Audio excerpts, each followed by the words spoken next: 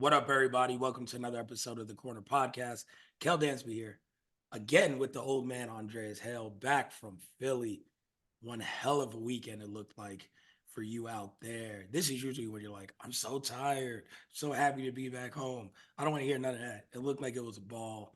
It looked like you were 10 years younger running around everywhere else. So can't wait to hear about that. While you were gone, thank you, producer Cole Bebe. Me, him on Sunday, it was Big Mac. We did the live streams for WrestleMania, 4 hours each day on YouTube. So shout out to everyone from the Corner Club on Patreon who joined and sent in their little comments and watched with us. That was so much fun. We appreciate all you guys. If you guys aren't on Patreon yet, what are you waiting for? There's always cool opportunities like this. Sign up. We're going to be doing the Corner Club episode part 2 coming up here shortly. So that's going to be really fun and a bunch of other fun stuff along the way. So appreciate everyone on Patreon, in the Discord, chopping it up, having a blast for WrestleMania weekend. There was some really good food suggestions, which I guess some people who were in the Corner Club out in Philly actually took. There's like a new place for Philly cheesesteaks, and Wale went to it. Other Wait, people which went. one? Hold on. Which one? It Was it Tasties? has Tasties. It has Bro. oxtail Philly Oh my cheesesteaks God. or Look, jerk hi. chicken Philly cheese. They Yo. Hi posted it guys. in the Everybody listens. Discord. Everybody listens to this podcast. Hello. I haven't been around for a week. And yeah, we're gonna talk about pro wrestling, but real quick, yeah. So before we talk about anything pro wrestling, so I went to God, I can't remember the other cheesesteak spot, but it was really good. And it was recommended by everybody. There was a line like out the door. Like you had to place your order and waited like an hour. So I placed my order. I was with Mecca from Two Dope Boys, and we went to Suplex, the wrestling store. Came back, and it was like an hour later. Then my Philly cheesesteak was done. It was exceptional, right? After night one of WrestleMania, I was with Gregory Gibson, Mecca, and their two friends, and one of them was from Philly, and she said, "Oh, there's this new spot you gotta try." Because he asked me what cheesesteak I had, and I told her, she was like, "Yeah, that's cool, but there's this new spot. It's only been around for a year. Let's go. It's still open, called Tasties." I said, "All right, what do they have?" She said, "Jerk chicken cheesesteak." I said, "I'm sold. I'm going." Yeah. And the oxtail too. We pull up. It's brand new. It's downtown. It's it's like neon lighting. There's a bar in there. It was a nice little line. It was like a dude dressed as the Undertaker and shit. Yeah. It's black Um, owned. Shout out. yeah. So I get and I order my jerk chicken cheesesteak. Greg gets the oxtail, but he has a gluten allergy, so he can't eat his because they messed it up and it was supposed to be without the bread. They put the bread on it, but he tasted the oxtail. He said it was amazing. I forgot what Mecca had, chicken or something like that. This jerk chicken cheesesteak might have been one of the greatest things I've ever had in my life. It was so good. Like it was so good. Like I ate half of it, and it's like 1 in the morning, and I'm like, all right, I'm gonna go back to my room. We got a long day tomorrow because we have the brunch the next day. I was like, I'm not gonna eat the other half of this. Save it for tomorrow. I got home, took a shower. So let me eat the rest of this cheesesteak. It's too damn good. It was Can't even let oh it my sit the 6 hours till the next day. bruh. It was so good. And it was a jerk chicken cheesesteak. The sauce was immaculate. The cheese was phenomenal. It was like I had pepper. Oh my God. Yeah. If you're in Philly, go to Tasties because that's the most legit cheesesteak I ever had. Oh, the best. Yo, I'm Incredible. telling you, we were talking about that in the Discord night one. And shout out to Easy on the Discord Corner Club. He was like, yo, if you, because I asked him, I was like, yo, what's the best places to eat cheesesteak wise? He's like, honestly, like around town, everywhere makes a pretty good cheesesteak. But there's this new spot. And he was like, don't get, like, anyone's coming through, don't get the traditional.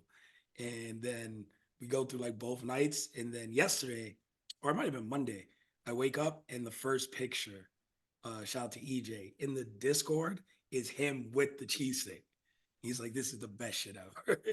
He's like, thank you. So, Corner Club members hooking up Corner Club members on Yeah. this. It's wild that you went to the same place. I guess they're taking off then. Word of mouth is Bruh. just, The spot, okay, the spot that we went to was called Angelo's, and that was legit. Like, when you go to Philly, people have like Pat's and Geno's and all yeah. those mainstream places, and they're good, they're fine. But yeah, Angelo's was the first spot. I pulled up, there was so many people outside, and I was like, this is incredible. and I ate it. Me and Mecca went to a Mexican restaurant because there's nowhere to sit. Went to a Mexican restaurant. I was like, yo, can we eat this again? They're like, cool. And I was like, this is amazing. You But got a margarita, didn't yeah, then you? but then yeah, that Tasties, I was like, all right, can it be that good? And I was like, it's new. And the old girl was like, yo, it's legit, bro. That shit changed my life. Can't wait. Next trip through Philly, on it. So yeah, now talked about that. How was the brunch before we dive into pro wrestling stuff? Because everyone has a photo from the backdrop at the brunch. But the thing that tickled me was shout out to Cameron Hawkins. So Sean posted and he was like, Big E's big brunch, Big E not included. Yeah, man. So I uh guess we could talk about it. Because and I'll talk about Wally Mania too, which was even crazier than last year's Wally Mania. I believe it. The venue It looks smaller, was but more people. it yeah, I'll talk about that in a second. Um the brunch was great, man. Like we had this nice spot called South Kitchen and Jazz in Philly. Shout out to Mimi, Kaz. Kaz also didn't make it because the ringer had him doing stuff. Kaz, Mimi, Brandon Pankey, who helped out tremendously with getting us sponsors, and Andrea Paredes, who's phenomenal. I love Yeah, Andrea to death. 100 is great. Uh, but yeah, man, we had, it's night two. I didn't know how many people were going to show up. And we overbooked. I thought we were gonna run out of food. They were worried that we were gonna run out of food, but everybody was pretty respectful. So it was great. He tried to show up, but he had to host the Slammies. That wasn't gonna Yeah. happen. So I had him send in a video, which was great. But it was great, man. Trisha Dora pulled up, Big Swole pulled up, Faye Jackson pulled up, and Faye Jackson tried to take the damn thing over. Um, all the homies like Shaheem Reed from Variety, Tardan from Fanatics, Joe Segura from Def Jam pulled up. Man, shout out to Grapsity. Those cats came through. Public Enemies podcast. We love wrestling. I was stunned at how many people showed up to this brunch. So It was, everyone, yeah, knockouts, it was street counts, everybody, yeah, Bootleg mega, Kev. My brother yeah, Bootleg Kev was there. yeah, Mega Ran and yeah. Teak. Mega Ran and Teak were actually, I will talk about them in a minute. They did Roman's entrance. Really? They were on the stage for Roman's entrance, Okay, playing the drums. I saw like Megaran posted like a picture, but I didn't know what he was a part of. It was wild. Like it came out of nowhere. But I'll get to that later when we talk about the show. But yeah, man, everybody pulled up. Mecca was spinning. The food, everybody's been talking about the catfish. The catfish and grits were unbelievable. Yeah, we got it catered. We had it sponsored by Duce and Bacardi, so those drinks were comped for everybody. It was a fantastic gathering. It was one of those things. It was like a family reunion, man. Like where people. The reason why we did this, like last year, we did the super kickback party, right, where we did the panel, and we realized that this is nice, right? Like it ain't wrestling. Everybody gets to talk to each other. It's one of the few Yeah, times that everybody can be in the same room and chop it up and not have to worry about work. This brunch kind of took that to another level where there was people who hadn't seen each other in years and only met like on Twitter. So there was a lot of long hugs and handshakes and people hadn't seen each other in mad long. And nobody knew who was actually pulling up. So it was always a surprise when somebody came through the door. Black Wrestling Podcast, shout out. Finally met Math in person. I've met Fam over the years, and Mimi, of course. But Carl couldn't pull up because he was doing ringer stuff. But it was just we had a fantastic time, man. About 3-4 hours of people just eating, taking pictures. I got a video coming out today from the brunch, just to recap. Shout out to photographers that were there. It was the turnout was so good that we're already talking about doing it for SummerSlam. Um, it's it's a private function. We're trying to make this thing like the Rock Nation brunch. Invited only because we're at capacity. We were at capacity so quick. But it was great, man. It was great. If anybody's seen the pictures, like it's just dope. Everybody that pulled up, thank you. This is something I've talked about since like before the pandemic, doing a brunch at WrestleMania because that's my thing. It's yeah. brunch. Um, but the food was phenomenal. Like, yo, I think Faye was trying to steal catfish, bro, Just for the because it was parts. so good. We had chicken, catfish, grits. They brought us desserts. It was I could, and the venue looked exceptional too. It was a beautiful spot to do it in, and they were like, the people that hosted it were worried at first. It was like it's a wrestling thing. They looked at the people that were there and they was like, yo, this is like a beautiful event. I never seen we had an equal ratio of like men to women, which is the other thing. Like it's mostly hard legs pull up to wrestling events. Nah, man. It was a great gathering. Kel, I wish you were there, man. Damn, had to do the final four. I get it. But Yeah, yeah, and I'll be there. I'll definitely be there for SummerSlam if something happens and goes down. I'm gonna be at SummerSlam. Like that's just it is what it is. I'm going to be there. That's gonna be fun. Cleveland has good food, I heard. Again, the women's final four was in Cleveland. So right. we had people in Cleveland. The only good part of this was the games and the food. All right. So Cleveland's food scene, I guess, is really dope. But nah, the FOMO hit early. Probably not even Wally Mania night, because Wally Mania looked like super fun, but it looked packed and kind of like hard to get around, Yeah. and everyone kind of you could miss someone at Wally Mania. You'd be like, "Yo, we're gonna link up there," and then not see them Oh, in 3 hours. I'll Like talk that about shit's that. Yeah. always crazy. But Friday, like Friday morning on, and Effie's Big Gay Brunch and some of the wrestling shows, and the FOMO hit Friday. Like, damn, like really? Like, could I jump on a flight?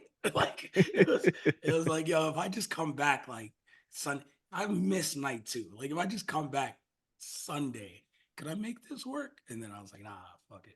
Yeah, a lot of people asked about you, man. It was where's Kel at? You know, like fam just assumed we were gonna be there. A lot of people just assumed, like, where's Kel? Is he Yeah, hiding? I was like, nah, man, he ain't here. new But gig. then, next time we make sure that happens. But yeah, it was like the perfect gathering. And there was just so many people that messaged me after. It was like, yo, like they didn't get invites. Because I knew it was gonna happen. Like I was going through the list of invites and me and Andrea and Mimi, I was like, all right, think we got everybody. And then it was like, come to find out, now we missed a few people. And I don't want to say they were butthurt or anything like that. They were just like, oh, I didn't know about it. So I'll make sure that I take care of them the next time. But it was one of those things where to see something like come to life like that.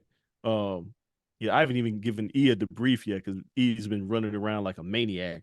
But he was just like, yo, there's these pictures all over the net. Like, how did this thing go? And I was like, it's great. I'm gonna talk to you about it. I still haven't talked to him about it. But it was a true family reunion. And I think one of the things in the video that I said is that 10 years ago we couldn't have done nothing like this. We wouldn't have enough black people to fill up a room, right? We wouldn't have enough black people to fill up a table.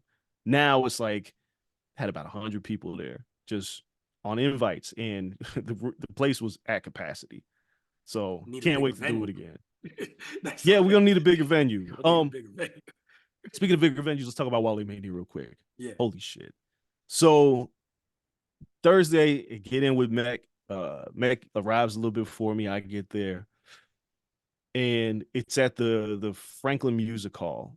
And I get there, and it's already a zoo outside, right? Like I'm like, oh my god, this is a thing. I'm backstage. When I tell you, I never saw anything in front of the stage. I couldn't make it out. Like, Once you're back there, you're stuck. like I tried, right? Like I tried to get out there. Like AJ Springer was there. He was out there. I couldn't get out there. There was mad people. I didn't see like at least half of the people that I knew were there. Montez Ford was there. Didn't see him. Like there was Philly Freeway and Beans did what we do. Didn't see it. Didn't even know what happened until the video came out. And no idea. I was pissed too. Like Swole came back. She's like, "Did you see it?" And I was like, "No, I didn't see nothing." Like it was everybody was there. Tierra Whack was there. Gerald Briscoe was there. Gerald Briscoe. Gerald Briscoe was there to support Shelton Benjamin. Oh, Gerald makes sense. Briscoe was I think he was in Shelton's locker room. But when I saw him walk by, I was like, who is this old white dude pulling up to Wale Mania? And I walked in, and lo and behold, it was Gerald damn Briscoe. Um, it was bigger and wilder than it was last year in the sense that it was just so packed. Like there was even backstage, they had, had the red carpet. And you had said this on the last show, is like, it's your first time out since Our Heels Bridges came out. And me and E, when he pulls up, we quickly realized, like, oh my God, like all these people's like, yo, talking to us about the short. And I was like, wow, this is overwhelming. Like we talked about on the red carpet, we did a few interviews, but it was just overwhelming, man. Like Ricochet, Samantha, who is now cemented her place as like the greatest ring announcer. probably one of the top 5 in the history of everything. She Yeah. was phenomenal this week, but met her briefly. Um, you name it, they were there. I didn't see Beans. I didn't see Freeway. I didn't even see Wale. Yo. And I that's my guy. And he, Wale had posted on Twitter like me and he would talk about. I was like, I love you guys. I hit him. I was like, bro, I didn't even see you. I didn't even see you. West Side Gun was there. Didn't see him. That's how crazy it was. Yeah. Like LA last year was crazy, but at least it was spread out enough, like width wise, that everyone on the main floor was cool. They had the upstairs area where it was like a balcony and you could look down. It was like a separate like They had that. VIP area upstairs that was like big, so everyone was drinking and chilling up there. And then you can get into that little ass hallway if you wanted to. Like I went to that hallway like twice last year. This year it looked like everything was condensed to like straight on runway. And I was like, oh my God, like I mean, they had the upstairs and the downstairs. And the backstage area had a room with the red carpet and a bar, sponsored by Hennessy. They ran out. Then they had 2 I dressing could have rooms, guessed that. one for Wale and one for Shelton. And there was a hallway, but it was just like so many. Because the other thing is, Philly's close to New York, so everybody from New York was just pulling up, right? Yeah. Everybody was just taking the drive that I hadn't seen last year, and they all showed up.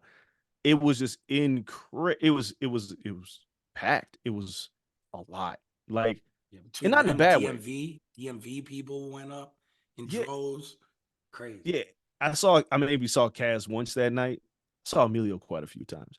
Um, Emilio's everywhere though. yeah, Swole got a lap dance by Killer Kelly. It was there was so much going on, man. Like it was so much going on, but it was a great event. Shout out to Wale, Emilio, Kaz. They done did it again. Did it again. And in the conversations now, it's like, all right, how do we top this? Like, Kaz is already like, all right, we got to do this brunch bigger next year. The Mania brunch we're thinking about doing for SummerSlam, but Wale Mania it's starting to hit its ceiling in terms of we need more bodies to handle this because that shit was a lot. There was just too many people running around. But again, not in a bad way, man. If you were there, I don't know how much fun people had that was out in the crowd. I don't know how packed it was for them.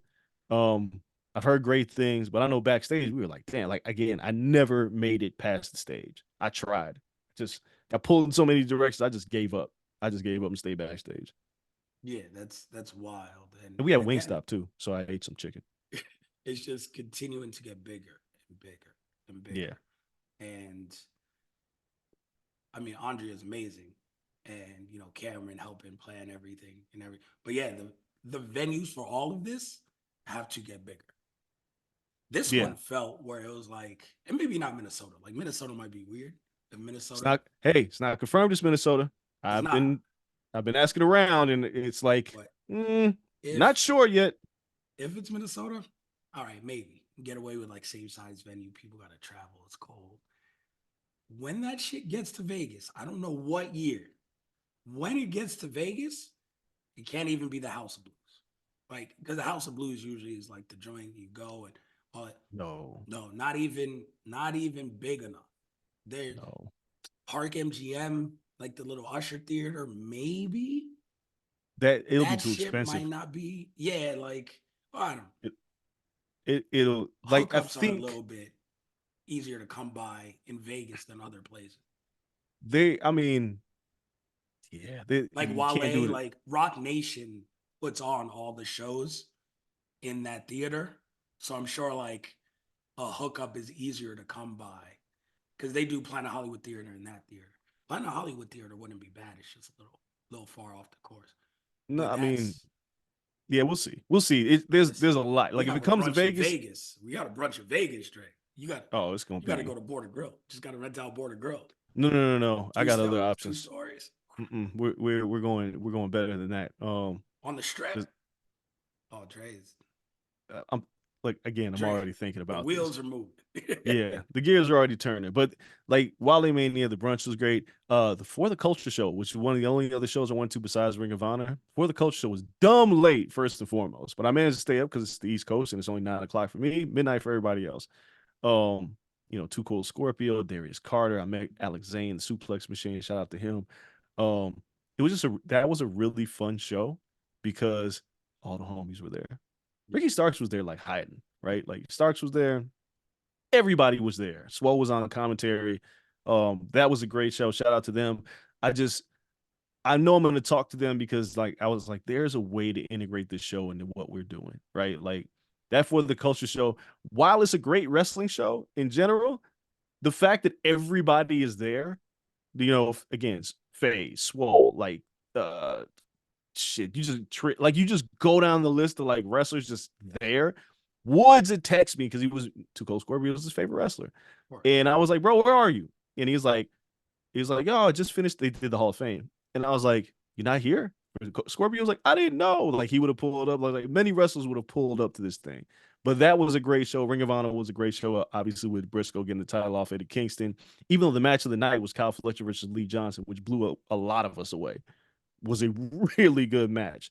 Um, Shout out to Cameron Hawkins, seeing him everywhere.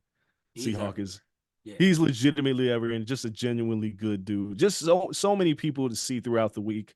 It was great. But let's get to the nuts and bolts. I know we don't want to make the show too long. We're gonna talk about the video from Dynamite.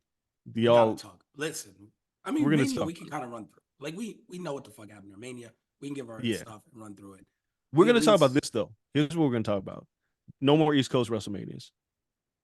It was fucking cold, bro. It was so freezing. cold outside. It was so night one. So way in advance, just to give you some background, I was asked, "You want tickets or you want the press box?" Obviously, I want tickets, right? Yeah. And so night one, I look at the weather, 37 degrees is the low, and I'm like, "What have I done?" Right? We get there, it's fine. But by the time the Jimmy Uso match happened, people were like, the crowd was dead. No, they were dying because it was freezing outside. It was brick ass cold. It was like, and also night one was kind of mid, but Yeah, it was freezing out there. Night two was it was like 60, almost 60 degrees, but then around maybe a little bit after Styles in LA Night, it's like the weather just died on us, and I'm on the floor at this point with the WWE crew under the hard cam, and I'm like Roser, I'm freezing. This is crazy. No more East Coast Manias. Has to be in the Dome Stadium. And I know in Minnesota there is a Dome Stadium, but I don't like Minnesota either because you still got to get there and it's cold outside. yeah. But at least inside it's not cold. Yeah, but the other part of it is WrestleMania don't end till like damn near midnight. So unlike LA where WrestleMania ends and then everybody goes to hang out, Yep. everybody's going to sleep.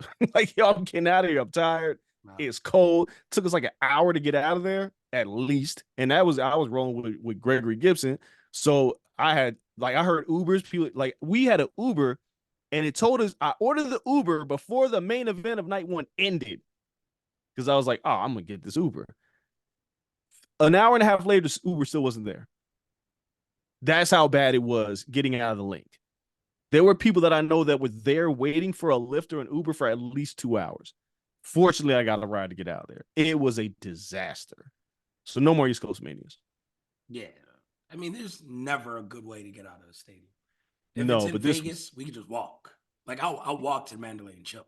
well, that's what I'm saying. Like in the link, there's nowhere to go. Like they shut down one street. They got the street where wrestlers got to get out of there, but there's like 3 lanes. So you got Ubers, cars, people, and there's a complex. So you got Wells Fargo, Lincoln Financial, and whatever the other spot is.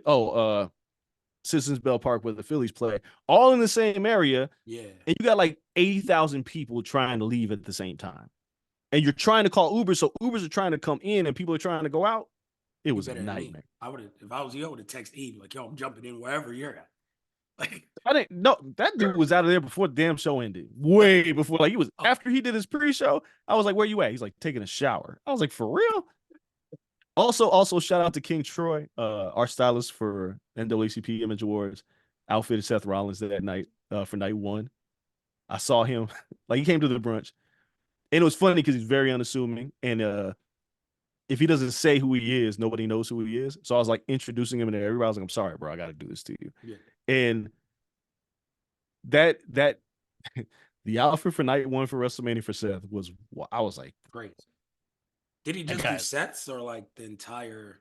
He just did Seth. He Oh, didn't do Seth on night two because that was a collaborative effort with like the city of Philly, some other thing. But he did Seth night one. He didn't do Becky. Becky did her own thing. Um, but yeah, he was. It'll probably come out that footage that's backstage that they've been talking about putting out. He's part of it. And he was telling me he was just like he's never been backstage actually like threading things. It's usually he completes it and then he like gives it to him. He was backstage like at the last minute trying to put it all together. So that'll come out too. But shout out to King Troy because that dude's got the sauce when it comes to this fashion game, man. It's I saw Seth's gear and I was like, this is nuts. That walkout robe was insane. yeah, man. It was just one hell of a spectacle. Well, all right, let's go through Mania then. We'll save a little time at the end for this video because Yeah. it kind of coincides with Mania. So night one, like you mentioned, night one was a little mid, but I like this pacing better than last year's. Where night one was a banger, and then night two, it's like all right, like night two is a letdown kind of. This one was better, but one of my favorite matches night one, obviously Rhea Ripley versus Becky Lynch. They had one hell of a match that kind of got overlooked over the weekend. It's probably the most slept on match for me, where people don't like list it in the list of bangers for this entire WrestleMania. I thought Rhea's entrance was incredible Yeah, it coming was. out. She looked great. They wrestled their ass off, told a good story, and the right person won.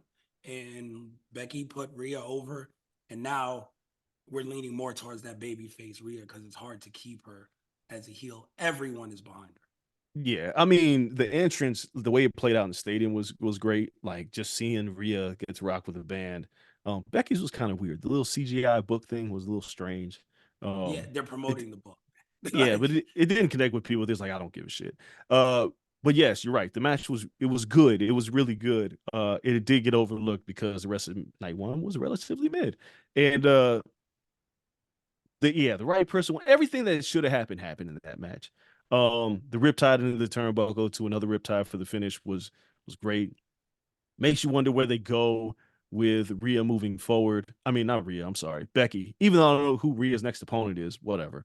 But I thought overall that was a good match and a good way to kick it off. And I'm like, all right, when that match happened, I was like, all right, we're in good. Like it's gonna be a good night of wrestling. And then the rest of the night happens. yeah, next up, six pack tag team ladder match, which I thought was going to be a little better, but it still had like a couple of spots that I liked.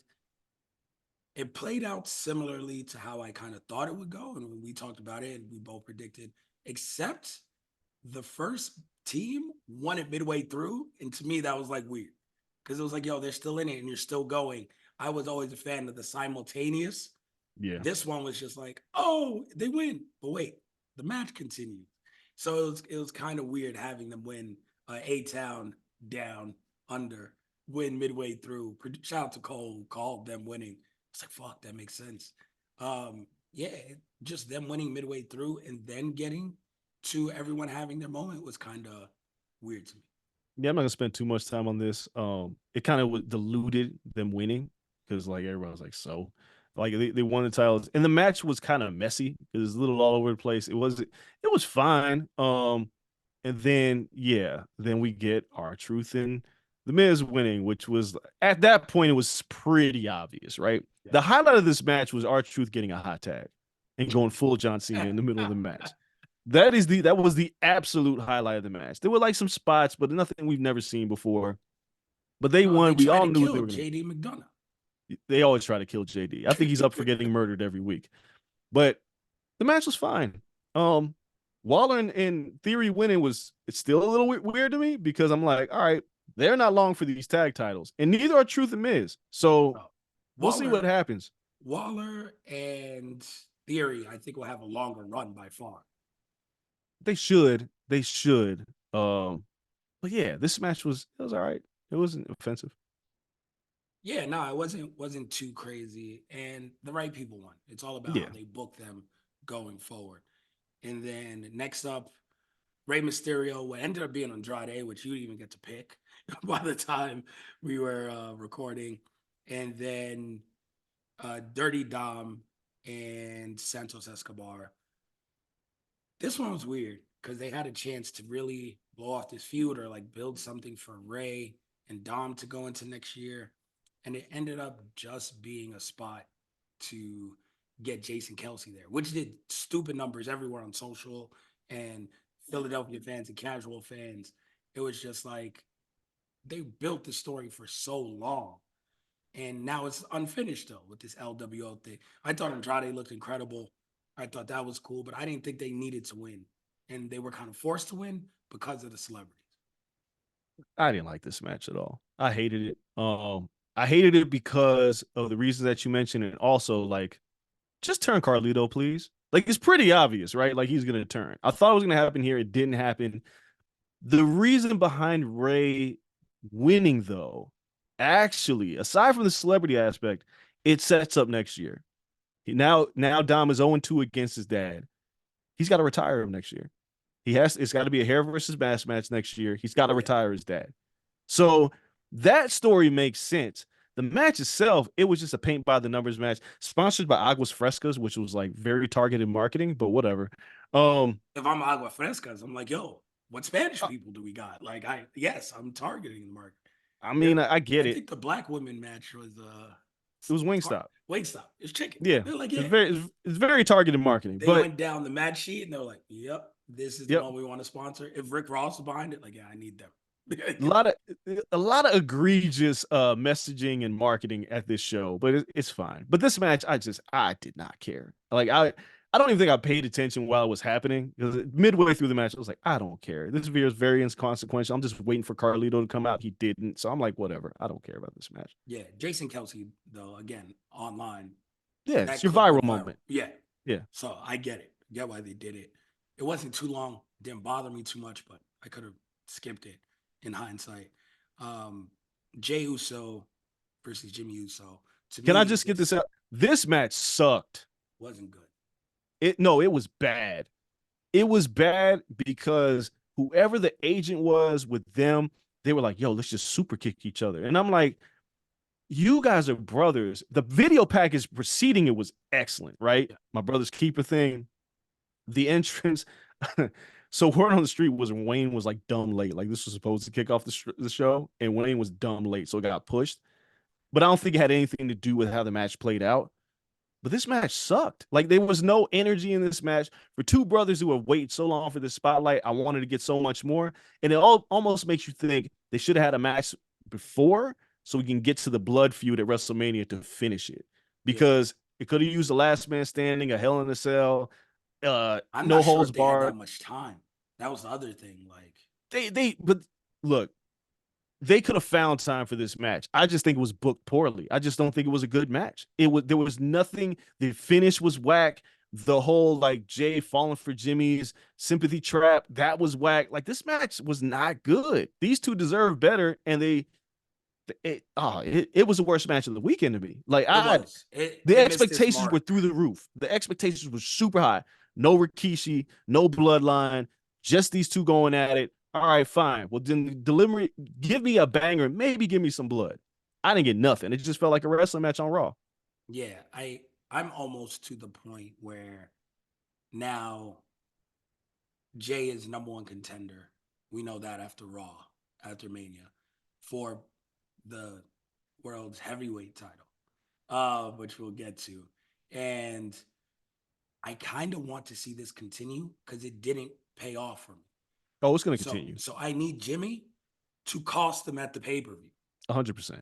and That's gonna then happen. yeah, like roll this into whether it's Money in the Bank or it's SummerSlam. Like that's where you can give them time, especially Money in the Bank, where there's two ladder matches and you get a ton of people in it, where you may not need both titles defended if you don't want. Yo, give them that time where you have them in Hell in a Cell. Give them the J Roman moment like they had in the storytelling and long ass time. Keep Yeah. building this. Yeah, it So did. This match, it's. And the other weird thing is, why did Jay come out first with Wayne? Jimmy should have came out first if he wasn't gonna have a guest, because now the expectation was like, well, who's Jimmy gonna come out with? yeah, Just his entrance. It was flat. very weird. Like this whole match was weird. And as a matter of fact, their spot on night two outdid everything they did on night one. Yeah, yeah, I'd agree. Like it's just Jimmy's entrance felt like even bigger in night two. So it was the beginning, and maybe that's what it was always supposed to be. We always thought like, yo, this is their moment, kind of blows off that tension, this seemed like the very beginning of their feud together. And they kept them apart for so long. Maybe it is. Yeah. Maybe Yeah. this was the kickoff. Everything doesn't finish at Mania. Some stuff starts. Yeah. So I Didn't wish like it it. was explained that way. And then, of course, we had Jade, Bianca, Naomi versus Damage Control. It's I tough mean, going for Damage Control this week. now we knew it was gonna happen, right? Like we Yeah. knew everybody called it Dakota's the one getting nerfed. Um, the entrance was phenomenal. Seeing these three women on their cowboy Carter shit was excellent. They looked like $1,000,000. Jade looked like $1,000,000. They all looked great coming to the ring. But it's carried by Bianca. Like this match was really carried by Bianca and Damage Control. Yeah. Kyrie and Asuka. I know that there's a Naomi question was now. selling her ass off, though. Naomi was great too. Like Naomi was she selling worked her from ass. under like the whole match, Yeah. right? Yeah, she did. So Somebody had to, Dre. On she that did. team, somebody has to sell. She did. But the question starts to become, all right, so you guys hit Jade for like to the last 2 minutes of the match. And she came in, she nerfed everybody and was wrapped, right? So now you've had her work Royal Rumble in a very powerful spot, but it was short, it was brief. She hasn't worked another match. She works this match, gives you 2 minutes, and then she worked Chelsea Green on Monday Night Raw and gave you like 35 seconds. She got signed in October. I'm from what I heard on a report is that their time got cut. The match Not was true. supposed to be long. 100% not true. Squash. Chelsea's so great. Yes, though. it was always she played that shit incredible. yeah, it was always going to be a squash. But the question is, she got signed in October. It is now April. She has not really wrestled a match yet. The question starts to become, is she actually ready? Is there something wrong? Is there some fine tuning that needs to be done? Because if this is the case, and She's you, worked matches in AEW. Like she can it's go not out the there and same get a though. match. But there's a reason why, like she only worked 2 minutes in this match and 45 seconds the next night. And I don't know what it is yet. We can't keep this going because you can only hide her for so long, Yeah. right? I mean, they could turn her into Goldberg where it's quick, but And that'll be the worst thing you could possibly do, right? If you turn her into Goldberg, it ain't gonna work. Fans are gonna revolt against it because what ends up happening is like you eventually, if the plan is to get to Bianca and Jade, Jade's got to prove she could work a 15-minute match yeah. to WWE, right? And I think my personal take on this is I think the concern is that Jade can't work from underneath. Yeah. That's what I think is happening. I could be totally wrong. I'd say When that it was comes pretty much her concern in AEW. exactly Was the selling of stuff. Like when she went right, on the offenses, she looked great. I think, and I said this like 2 years ago on the show. It still feels like to me, and it holds true now, that when a match is happening with Jade, it is very like and a one, and a two, and a three. Like she has to follow the blueprint of how the match is supposed to go. The concern is if something disrupts that in a 15-minute match, does she have the instincts to recover? I don't know the answer to that. I have a feeling the answer is no, which is why she hasn't had an actual match yet. You can't keep putting her out there sporadically and then making her disappear again. Yeah. Now she's been exposed to the audience. Fans are going to want more who don't know any better. Yeah. And you have to figure out when is she going to work a longer match. Because I said, like, I thought the spot would go to Nia Jax, but I guess she's not ready to work from underneath. Yeah. Piper Nevin, like she can only nerf the small girls on the roster for so long. She has to work a match. It's my only concern. I don't know what's going on. Maybe there's a plan there that I'm not privy to. It just feels like they're holding her back for some reason, and I don't know what it is. I think it was me and Cole talking, but yeah, to me it just seems like she should be a heel, and to get there, it might be hey, everything's hunky dory and it's great, but her first rift should be with Naomi. It should be hey, Jade turns on Naomi. Bianca could be like, told you, stop trusting people. See, this is why we don't do shit. And then Naomi actually would take care of her because she's a very good worker and could build those matches. And when her and Bianca eventually have beef, I don't know if it's next Mania or whatever it is, Bianca will have something to point back to. It's like, yo, you didn't just turn your back on Naomi, you turned your back on me. Look what we did. How could you do it? Kind of thing. But for your first feud, Naomi would be the Natalia of, Yeah. yo, she'll take care of you. And we'll get these longer matches. So I think that's like a smart play, even before you go against Nia, because Nia could be just a beautiful train wreck, though, because that could Yeah. just be botch after botch after botch, and just her lifting Nia into a Big Show spot. But that doesn't make for a good match. No, and I think that's their only concern right now because if you look at NXT and the women that are working in NXT and how much they've progressed over the past year, Yeah, Tiffany Stratton is a perfect example, who still is very green, but she gets it. Like yeah. she gets it. She didn't work this show. If Jade is not outdoing the performers in NXT right now, she's not capable of putting together those matches for whatever reason. I'm not gonna say there's something wrong because the presentation is there. Like she looks like $1,000,000, but you don't want to expose her to a crowd that will be unrelenting if she has a bad match. I think it's And just I the think this first is match has to be a banger. it has After to be. that, you can kind of then you can do a Nia Jax just lifting up big ass people, Big Show spots, right? Like, but the Yeah, first one has to be like, yo, she's gotten so much better, and she can work. Now we can be like, now she doesn't have to prove anything. You prove it in her yeah, first match, and you can book her however the hell you want. Because at any point, it could be like a Roman type thing. Like, yo, he's she's not gonna wrestle these fucking 15, 20-minute matches more than once every 3, 4 months. So don't even think right, that. But when right. she does, she'll give you. So I think they just need to show that in the first one. I'm still hoping Naomi's that person because that'd be a really good match. From everything we've seen out of Naomi the past year, between Impact and then coming back, she can have one hell of a match. You book that shit just like her and Jordan Grace, if you want, and be True. like, yo, watch this. Obviously, Jordan Grace is a experienced wrestler, but yo, these are the spots. This is how you work from under. This is how you're a powerhouse doing all these things.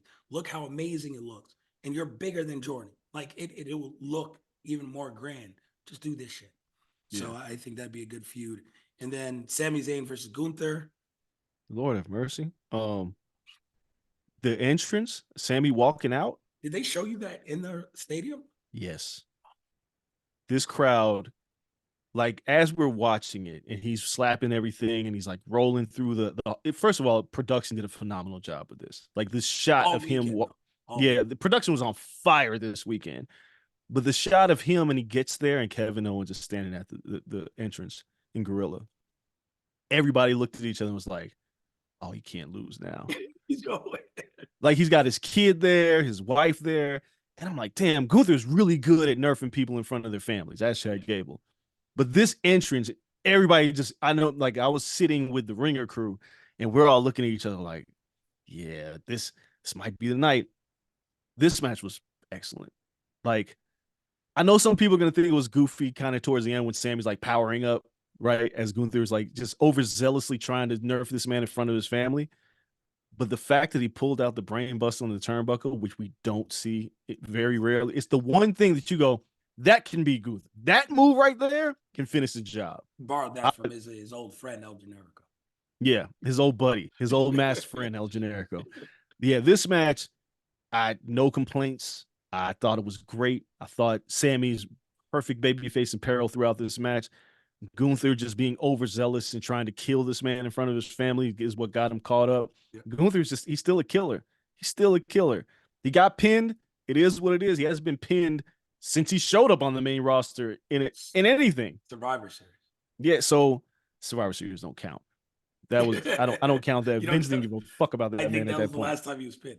And then, Yeah, but Dragunov in NXT. of course. But this match had everything. This was the match that I think was my match tonight by far. It was just it was really good. And now, we're gonna work to Gable things. Just how do we reposition Gunther? Because you can't keep him away from that title, but for so long. Now, you It's know what? happening. You know what's in line for him. He's nerfing everyone in Money in the Bank. Oh yeah, he's about to nuke every what kind of menace this man is about to be carrying a briefcase around and just being like, not today. Yep, just standing at the ramp, just Yep. holding the Just watching briefcase, matches. Just saying watching not saying shit. Just on both champions, and that's yep. what's great about it. It doesn't matter if you're a heel, a face. He is the final boss. Sorry, Rock. He is the final boss. It doesn't matter because he'll watch Cody, he'll watch Priest, he'll watch Drew, he'll watch Punk. It doesn't matter. He will just hold it. And Yeah. it's been a long time since you didn't know who they would go after. Because And you even don't. with Damian Priest, it's like, you have two belts now. Like, Yeah. We know which one you're going to you're get. not going after me. Like, Yeah. and for so long, it's like you're really not going after Roman. Like, you're gonna play your chances and go after the other belt. With Gunther, it's like we don't even know. It doesn't have to Nobody be a say. story. It doesn't got to be nothing. No feud, no nothing. I'm coming for Yeah. somebody's goal. So Yeah, it's that was good shit. oh, he's gonna be great. But Sammy, also, I want to see how they roll it over because Chad Gable during the entrance was just like, "Yo, I trained you. Remember, you owe me." Basically. And that's a really good, just like wrestling feud. Oh, these guys are about to tear the house down. Oh, nuts. They're So they're about to smoke it. that's gonna be great. Main event night one, Bloodline tag team, Roman and Rock versus Cody and Seth freaking Rollins. This match was fucking long. Yo, let me Went into start the with this. crowd, came back. It's I think it's 10:30 Eastern time. It was 10:27 when Gunther and Sammy ended. And we're all, we're freezing. We're all looking around. It was like, yeah, we know this is going to be like a long ass video package. We know these walkers are going to be long, but we're going to get out of here at a decent hour. They said, no, you're not. This ended up being the second longest match in WrestleMania history behind Brett versus Shawn. And it was an Iron Man match. So it It had to was an be. Iron Man match. The First and stipulation foremost, dictated it. first and foremost, the Rock's entrance is just ridiculous. Live, it was just again, like Cody's was great. Cody's on night two was even better. Yeah. Roman is Roman. Seth, Seth is Seth. But this Rock entrance, I was like, oh my God, right? Now, we could get rid of 30 minutes of that match and just get to the finish, right? Because it was so long and boring. And I don't know if we're protecting the Rock. We're making sure he doesn't overexert himself. Uh, I think Cody Rhodes must have gave like 17 crossroads out this weekend. It's like it felt like between that, the disaster kick and the Cody cutter was like the moves I've seen the most all weekend. Seth being Seth, this match was not good. It was just long. The finish was fine. Match wasn't bad. It was too long. We didn't need all this to get there. We just did. It made it worse because it was freezing outside. Like we didn't need watching at home. It went by pretty quick.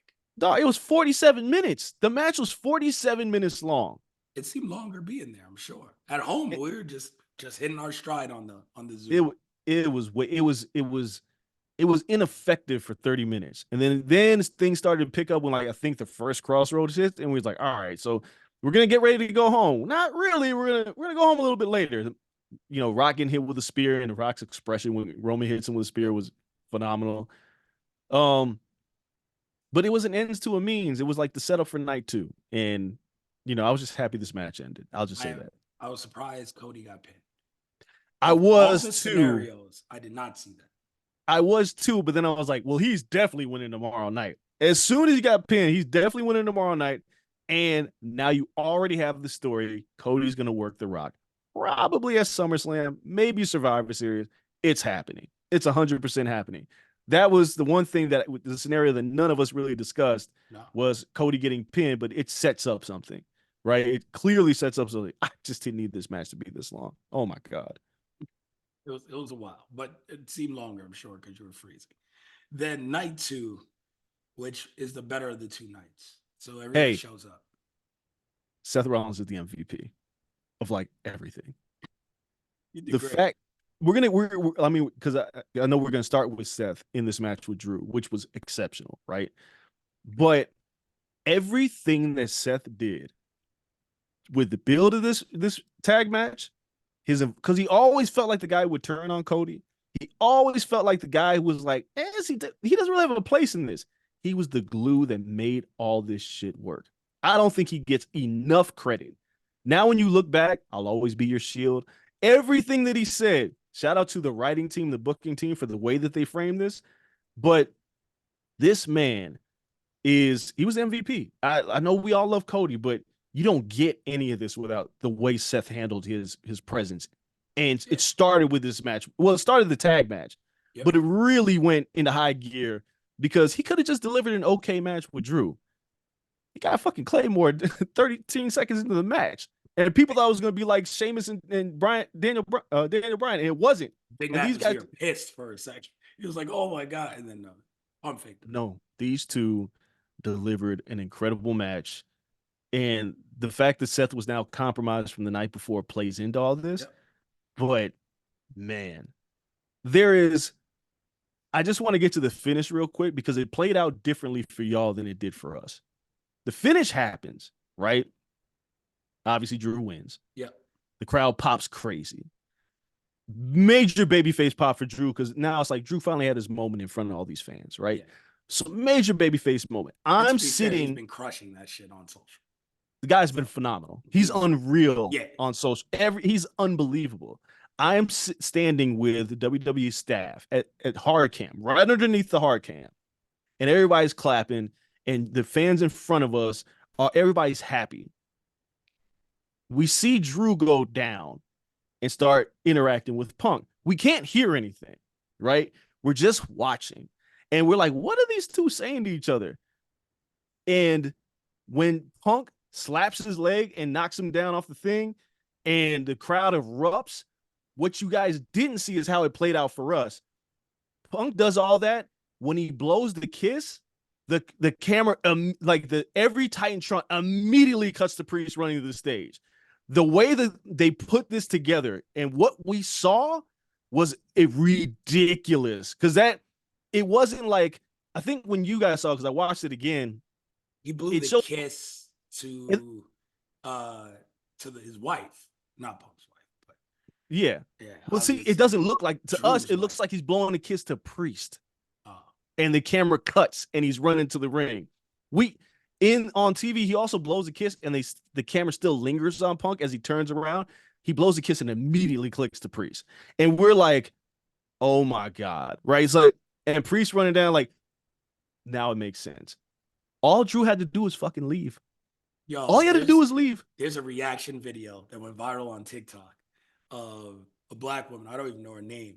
She's like the biggest Drew McIntyre fan. And Drew retweeted on Twitter. Like, if you guys haven't seen it, go to Drew's Twitter. This shit's hilarious. He's like, she's gonna be my new trainer because she clearly cares.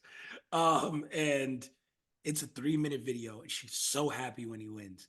And then he's like parading the belt to his wife, to his family who are right there. He's having his moment, and the chick's so happy. And then when he gets up there to talk to Punk, she's like, just fucking leave. You're gonna mess it up. Leave. Just walk to the back, enjoy your win, leave. And then Punk takes his legs out. She's like, no, just leave. And then Priest music hits. She's like, I told your ass, just leave. Yo, it's so damn funny. And she goes on for like 2 minutes, all the way through the cash in. She is fucking fed up because he didn't just walk away. All you had to do was walk away. That Couldn't shit help had himself. me in tears. He, Couldn't help he, himself. he That was the couldn't. theme of night 2 and night Yes. 1. Gunther had Sammy. He Yep. couldn't help himself from punishing him in front of Sammy's family. The same thing with like Gable. Like, he didn't learn. And Gable and Sammy knew like he can't help himself in those moments. That's his weakness. And that's the great storytelling, is that no matter how good someone is, everyone has a weakness. Like, Yep. I forgot the name of the guy that hired from Marvel, but this got to be his fucking job. Where it's just Maybe like, so. yo, every superhero is great, and you could build superheroes, but everyone has their Achilles heel, and that's what makes superheroes, and why they can fight each other, and why everyone's great. And it's just like Gunther is obsessed with that shit. And then here, it's just like, been waiting. Drew's been waiting. He's destined for this title, but his kryptonite is CM Punk. He is so just dialed this entire feud. He's been so dialed in on CM Punk. He can't help himself. He couldn't. And the best part is it. I don't. Well, maybe us that were on the floor. It didn't dawn on us that Priest would cash in at this moment until he cashed in. It just felt like Punk was like, Yeah. he took off the arm brace. We were like, oh shit, is he healthy? Yeah, But that's then, what I thought. I was like, shit, he's gonna work. Like, they're gonna build this match. right. And no, it went straight to Priest cashing in. And that moment happens, and this crowd went berserk because There's a lot of Puerto if you Rican thought about people. if you thought about all the scenarios for Priest cashing in, this wasn't on the bingo card, Yeah. right? Like this wasn't the one that anybody thought of, and it happens. It was really well done. Judgment Day coming out with them, the mommy and Damian Priest now both have titles. This was a perfect way to kick off night 2. Was it the best opening match in WrestleMania history? No, Bret versus Owens the best wrestling. Okay, but that's a wrestling match. Like, in all encompassing, I guess No, it they would opened say this is WrestleMania. the best opening No, WrestleMania opening ever is no. what people are saying. Bret versus Owen WrestleMania 10 is the greatest opening match in WrestleMania history. It's not even close. No, I mean I'm in agreement, But especially this because was Brett goes on to win later, and yeah, it just makes Owen even more pissed. Like it's yeah. a phenomenal bit of storytelling. Big Mac, me and him were talking about it on the live stream and Cole, and there's pretty much just three choices. It's that. What's the other one? It's Daniel Bryan versus Triple H because it was a Oh great yeah, match and it had that old. repercussions for later because his That's right. ribs are all fucked up. Triple H beats the hell out of him after the match after losing, and you're like, fuck, he's still in this main event, but he's so compromised. It built so much and they had a banger of a match. Like that was just a really good match. And then this, like, there's only three Yeah. options if you talking about opening matches, No, but this was really good. they all had bearing kind of like later on. Yeah, So this is really good, but no, nothing. Brett versus Owen was one of the best and you're a feuds. Bret Hart stan, so I get I'm a Bret Hart stan, but I'm also an Owen stan too. Like those two worked their asses off, and Owen pulling off that win shocked everybody because Brett was wrestling the Yokozuna later that night, yeah. regardless. So that's the best match. But this was a really good match, and we very well executed, cashing as well. Philadelphia street fight. I think the wrong team won, but I liked the shenanigans kind of around the spectacle placed around Yeah, it, made it better. Bubba being out there made it better. You know, like they added enough moments that seemed cool. It's just damn table. Like it would have went also damn table broke. And they had to go get another table. And then it was like, okay, AOP is out for a long time now. Like I suspended belief for a second. But after yeah, a while, it's just like they're on the outside for like 5 minutes waiting for this damn table spot. So it got like a little weird there. But all in all, they made a match I thought was gonna be the worst match of the weekend. Pretty much all right. And then we just got to see where this leaves Cross and in the final testament. But I still think they'll be all right. Like that was just like it showed that they at least have something together. And Bobby and Street Profits, they're they're baby faces. Just book them like baby faces, like going yeah. forward. You know what they are. Look, this nobody cared about this match, and the match happened. It was like, oh, this is fun. Like this was a fine match. It was not offensive. It wasn't Ray. It was the match from the night before. This was full of plunder and bullshit, and I was all for it. Like Women had even the the best table, spot. even the table breaking early, and everybody's like, oh, and they was like, fuck it, let's just go get another table. Perfectly fine, because the bully spot, he puts on the glasses, the crowd pops. Scarlett and B what's her name? BFAB. BFAB going through the table was great. I was Best like, spot of that the looked like it match. hurt. Yeah. That looked like it hurt. But yeah, this match was inoffensive. It was fine. I think wasn't it sponsored by Gin and Juice? Yes, It Snoop was. was on commentary. I Again, I haven't heard the Snoop commentary. All I've heard poignant. was it was ridiculous. Oh, Okay. Snoop did zero prep. So the entire thing was just explaining to Snoop what the fuck was going on and who these people were. Yeah. It was the most casual of guest appearances. So I was like, all right. And Yeah. then LA Knight, AJ Styles, This was good. they wrestled a good match. It was I like a mean, wrestler's match.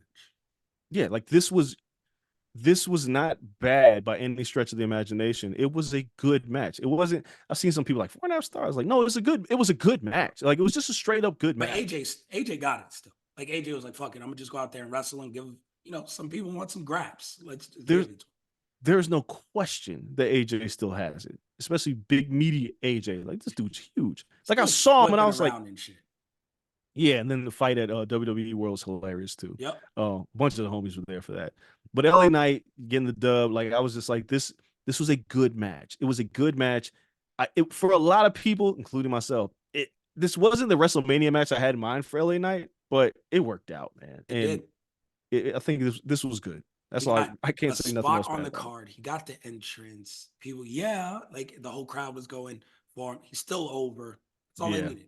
Just keep it Uh, going. the yeahs are starting to become like woos. Oh my god, they yelled yeah all night at Every both nights. punch. I'm just talking about like I'm in the corridors like trying to get me my program because I collect my programs and everybody yeah and we're leaving in the streets yeah like it's just yes all night. That dude is over like Guys, Rome. over. And then Logan Paul, Kevin Owens, Randy Orton. Shout out to I Show Speed for giving me my my biggest win on social media. So I'm doing like NCAA tournament shit. Like, yo, I'm posting this. Like, it's an RKO on a YouTuber. That shit goes nuclear for Yahoo. So it made me look like a genius. And I was like, hey, probably why I'll be going to SummerSlam. Because it's just like, hey, look at the numbers this does. Yeah, but no, the whole match was as fun as it should have been. Sammy pump faked me because him being there for Kevin on the walkout. I was Yeah, like, Kevin got to win. Nope.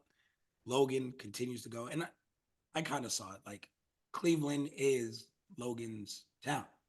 He's going into Cleveland with that belt, probably losing it all. But, it's one of probably. those things where he's going to carry it into SummerSlam. I think SummerSlam's in July now, right? Like every year, like end of July, I I think it's believe August. I the think this SummerSlam one's in dates. August because they're It's doing a either bunch of first, shows. okay. It's either first week of August or like late July Yeah, every it's year. one of those two. But Um, to your point, yeah, he's not. I don't think he's losing his no, title before then. no. And I don't think he's going to defend it that much either. Like, maybe he can go one on one with Randy. I don't know if Randy needs it. Randy don't need it. I think they got to find somebody else for him to feud with in the interim. Um, It got to be the, Randy versus Cody at some point. Like, that's oh, the that's next that's natural thing. absolutely happening. Like that's like duh. Like that's happening. That's This match, what this match did really well was it didn't really make Randy and Orton like do the cliche "I hate you now" in the match. Like Kevin went and picked up Randy on his yep. way to the ring, back in the cart, and they worked together a lot in this match. And Logan was trying to find ways for them to fight each other. The only time that they started beefing was, well, you can't get the pin. Like one of us Yeah. got to win. I thought the finish was really well done. Pop up Um, power bomb to RKO. to the RKO, and then Logan like weaseling his way into that pin. But just for a second, you thought Randy was gonna reverse it, but Randy gets thrown out of the ring, hits the frog splash. Logan's like dumb athletic. Like there's nothing else to it. Super. He's crazy athletic. This was a good match.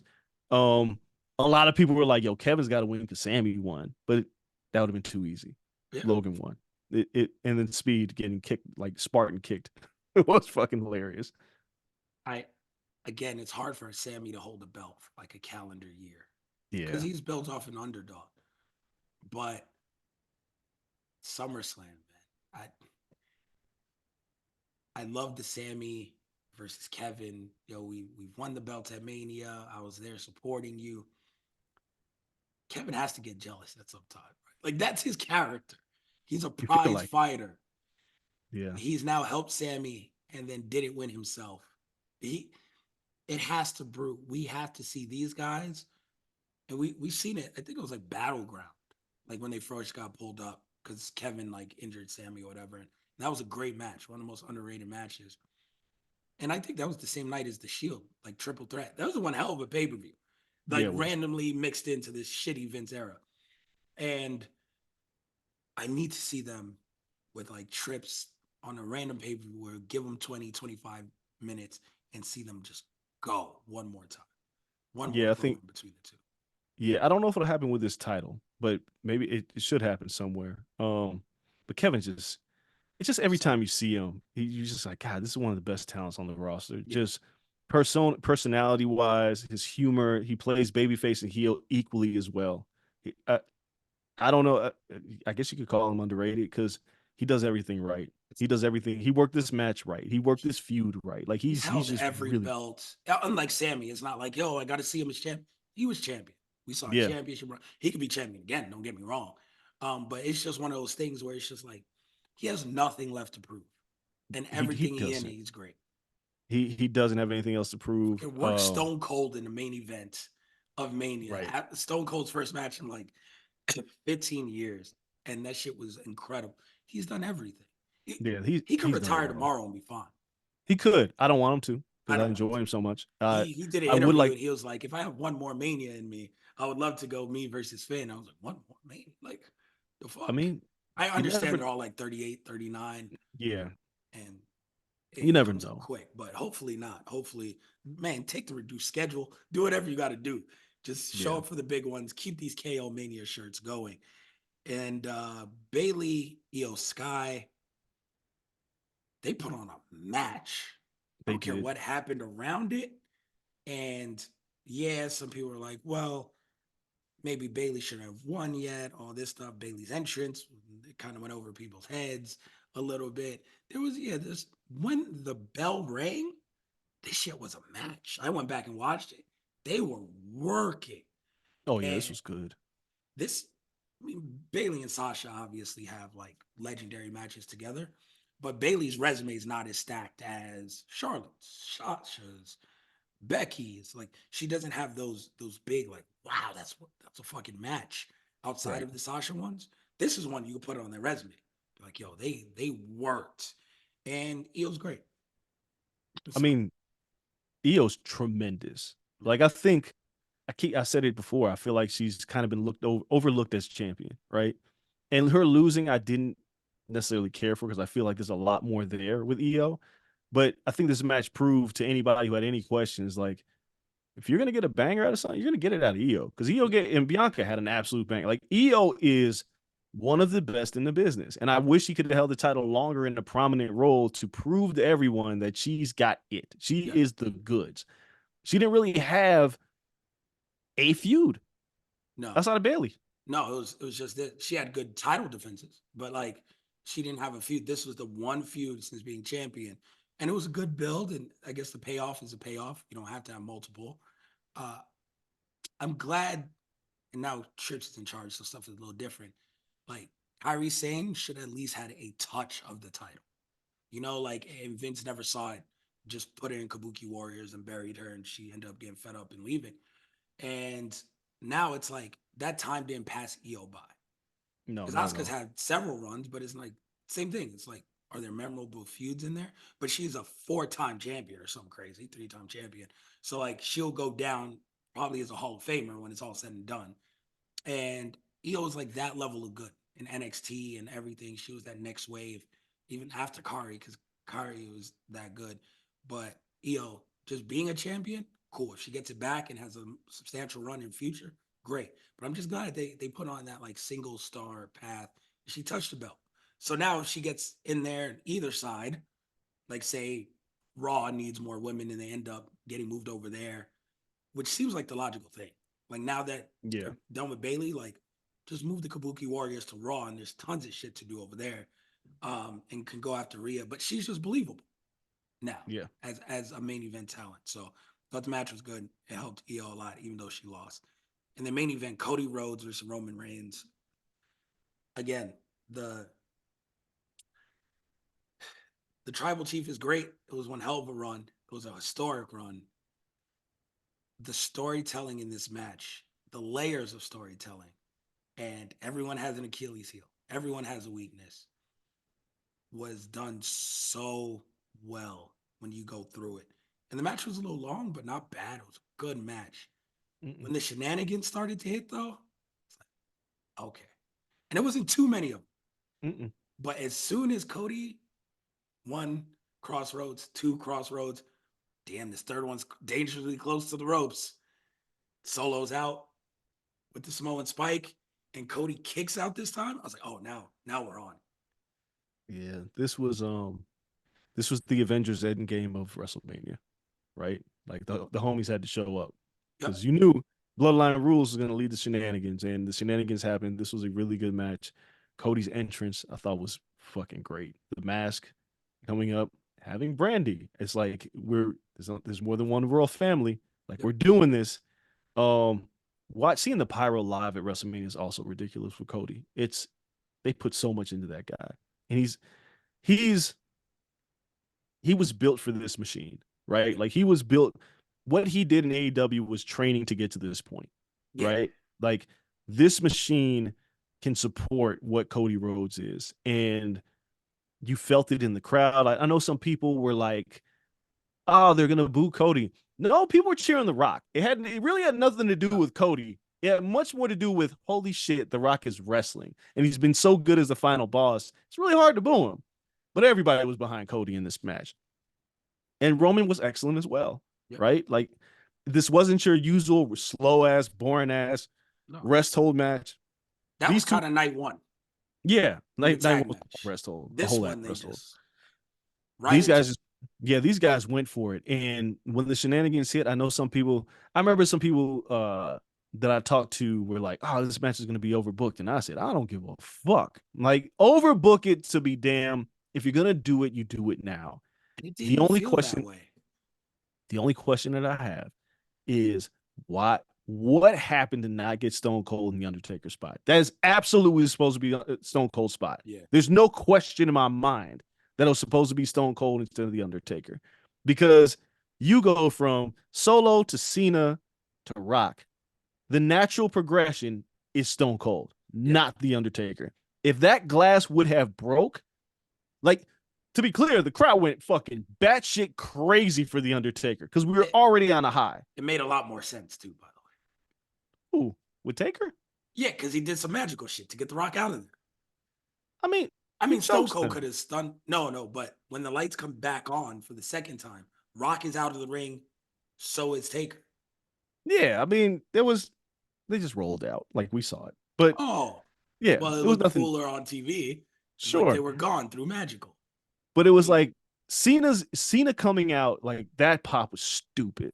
But then it was like it started to settle in like, oh, Rock is coming. And at this point, you realize like Rock ain't turning on Roman. He's about to go for it.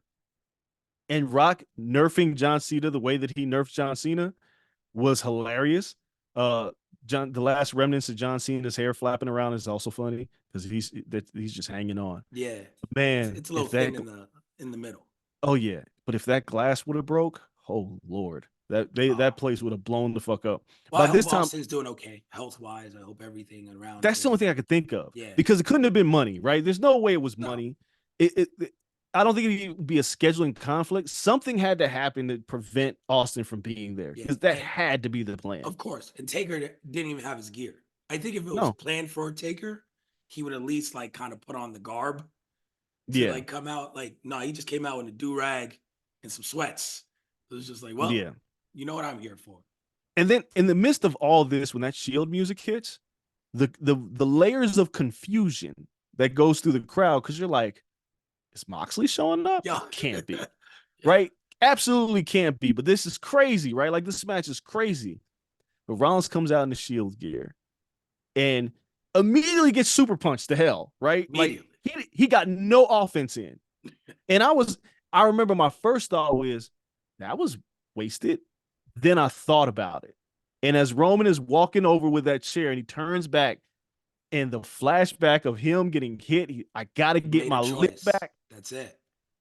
Yo, when I this again, some of the best bit of storytelling that we've ever seen. Yeah. It goes all the way back. I can be your shield. Like everything Rollins said up to this point led to this very moment where he knew Roman can't help himself. Yeah. He has to If he get it has back. one weakness, if there's one person he's never beat, it's Rollins. It's Rollins. And I am his Achilles heel. I am his weakness. And if it comes down to it, and he has to choose, his pride won't let him choose Cody over Rollins. The chair was there. Like, you hit Cody, it's over. It's a wrap. What? Damn it. I gotta get this I lick back. I gotta get him. Like, it's just he can't help himself with Seth because as great as he thinks he is, there's always from the beginning been one guy better, or Yep. the public perception is that this guy was the front man of the Shield. This guy got the title first. This guy is doing, and it's just like fuck. This guy turned on me, and it was just he's like I gotta get him back, and this is the first time.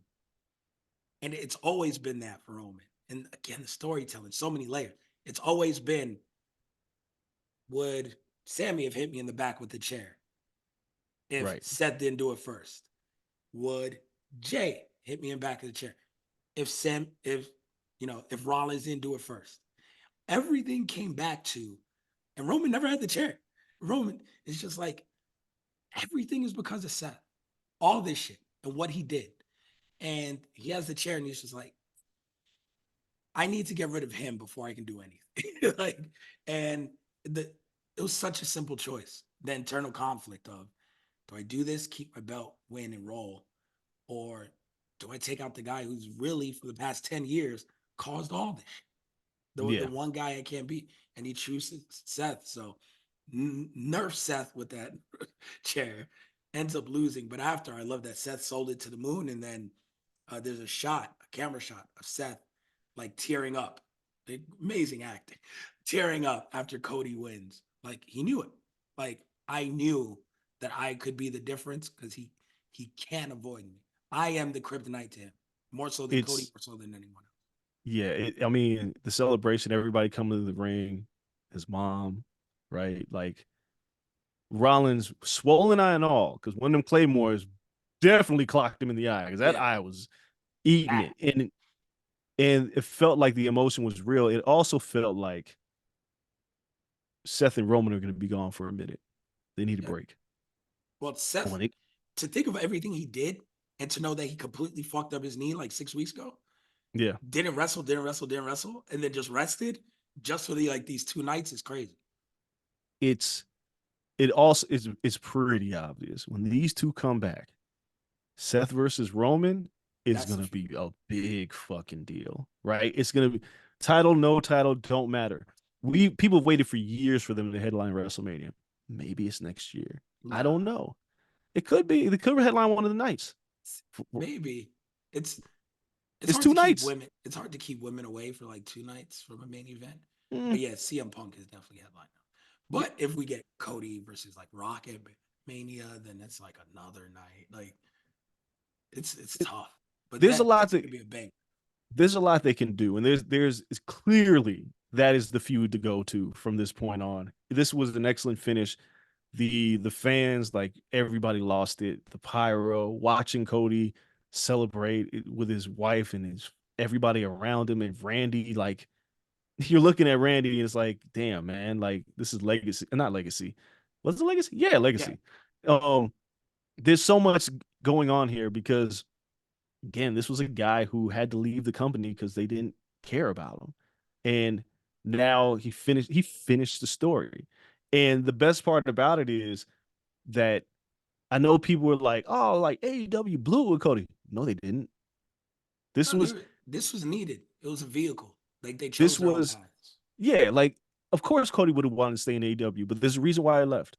Yeah, And the reason why I left and the fact that he came back to a company that where Hunter, credits to Triple H for a lot of this, was like, all right, very you done nice. crushed the throne, like you done took shots, but you built yourself up in a way that nobody could have possibly dreamed of. Because you remember, he hit the indie market, he made that list all Yep. those years ago, and he worked through that list, and he became the biggest heel in the Bullet Club, and he did all this stuff to get it created AEW. None of this happens if Cody doesn't leave the company.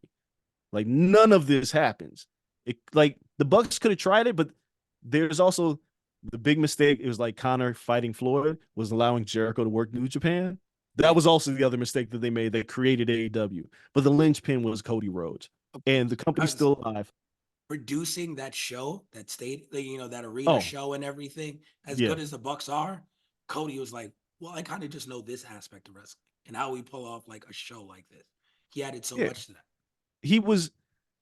I mean, the fact that he came back, worked Rollins, and had like they made a diligent effort to make him a star, but they didn't need to do much because he was already there. Like Yeah. he did it himself. This was true between there's a story to tell between what Cody is doing in WWE and what Swerve is doing in AEW. This is a very do these are two very much do it yourself kind of guys.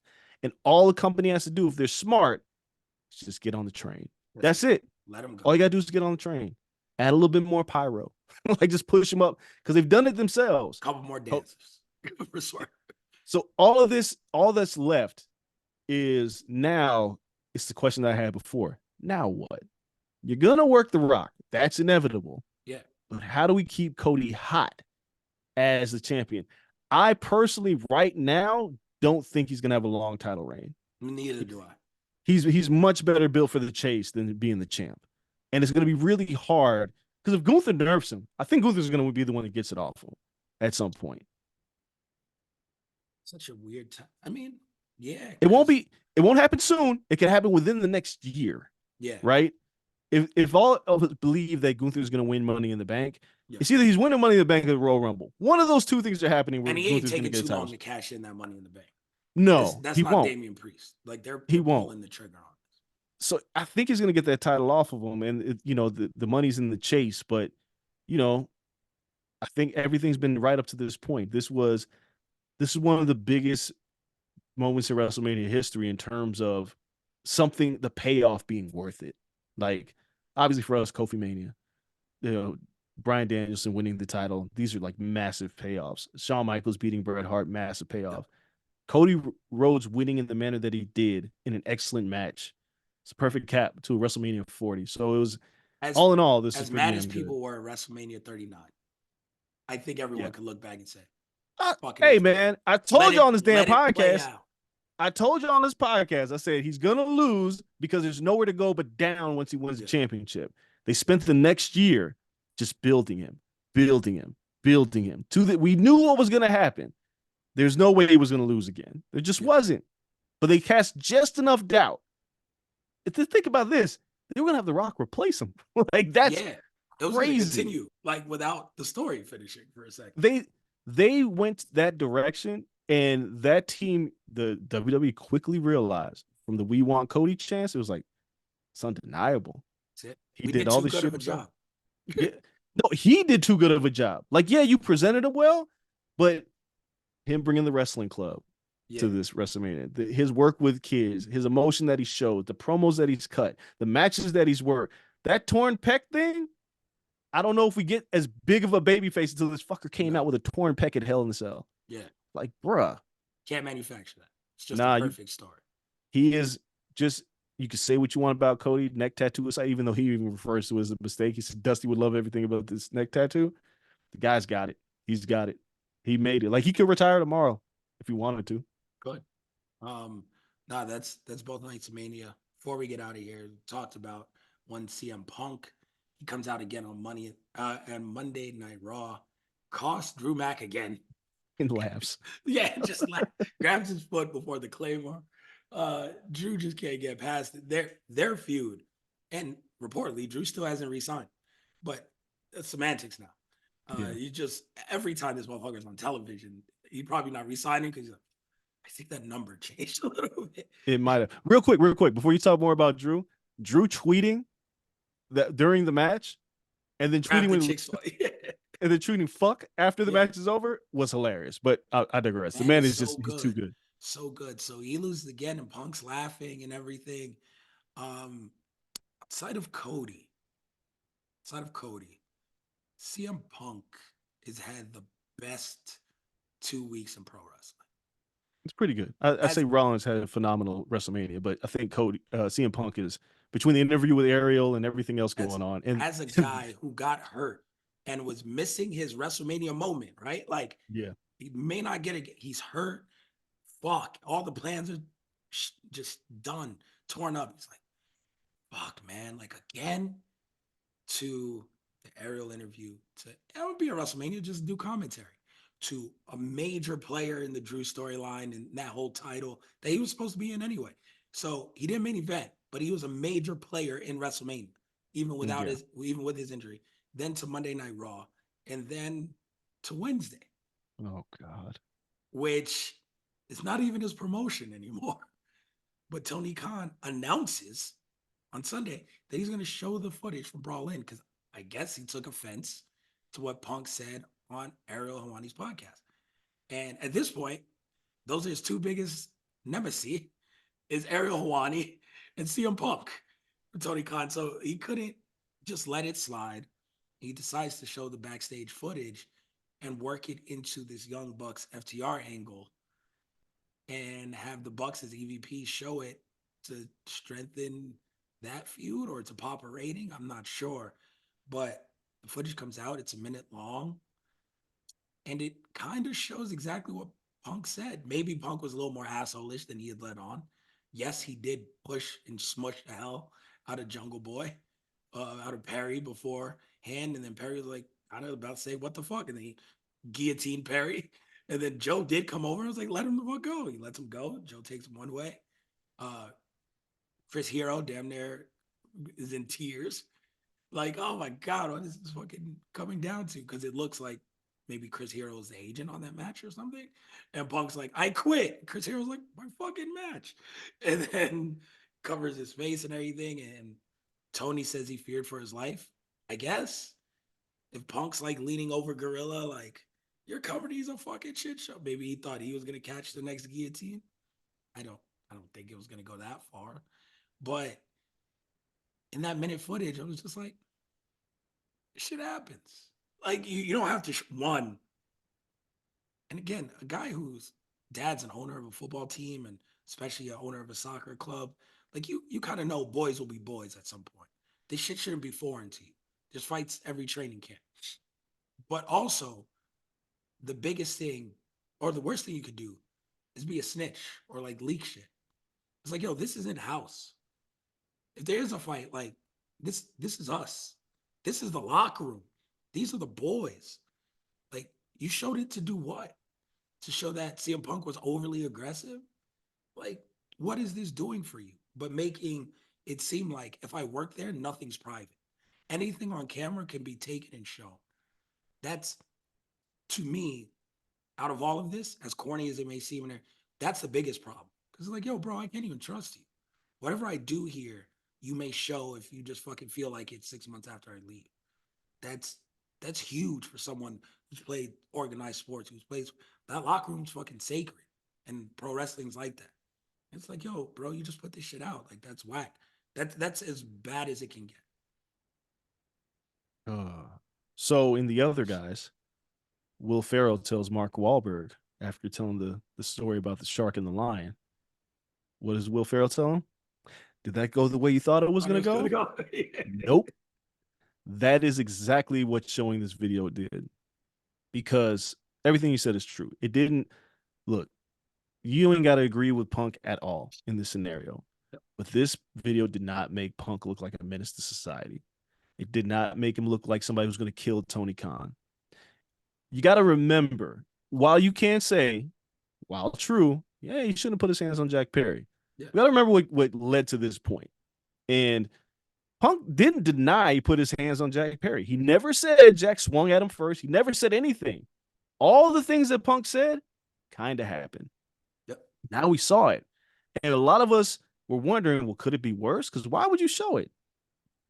Maybe he punched him in the face. Maybe there was a lie that was told. No, it happened exactly as Punk said it. Whether you agree with it or not, that's what happened. Punk was definitely the instigator, but Like, he pulls up on Jack Perry, who says what he says in the camera, which is the reason why this thing started in the beginning, yes. because of this glass, something that Tony should have fixed.